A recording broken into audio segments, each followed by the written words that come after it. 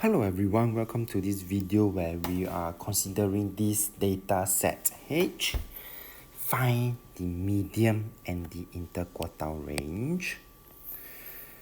And before we even get started to find the median or the interquartile range, do notice that we have to, step 1,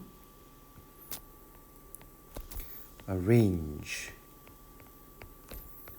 in ascending order.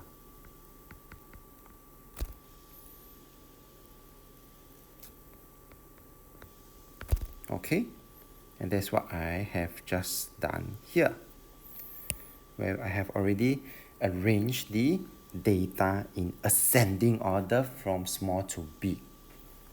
Then, let's take a look at what could then be our median Q2, which is in the middle of this data. Well, I saw that there is 10 data here, so there is no middle number.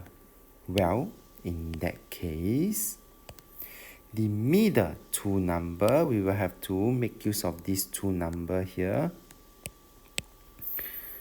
44 and 49. We will have to then find the average of these two numbers, meaning 44 plus 49 divided by 2. To give us the answer for this would be then 46.5. That would be my median.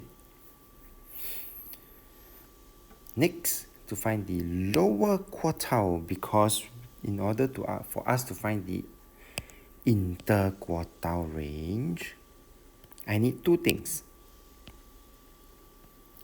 I need lower quartile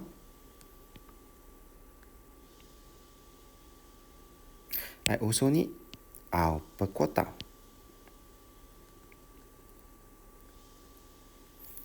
So that I just need to minus away then. So I would then have to find my lower quartile, where I would then have to consider the following data.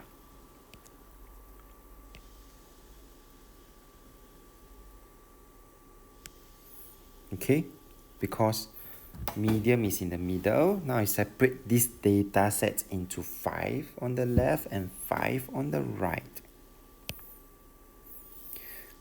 Considering these 5 numbers, which is my middle number? Yes, this is my middle number, and therefore